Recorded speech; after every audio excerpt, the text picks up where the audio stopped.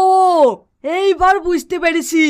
ভাবি তোমাকে আর মায়ের বাড়ি যেতে হবে না, আমি ভাইকে এমন শিক্ষা দেব ও আর জীবনে কোনো মেয়েকে বিনা পয়সায় ফুচকা খাওয়াবে না। তুমি এবারকার মতো বাড়ি যাও, তারপর আমি দেখছি। ঠিক আছে ভাই, আজ তোমার কথা শুনে বাড়ি যাচ্ছি।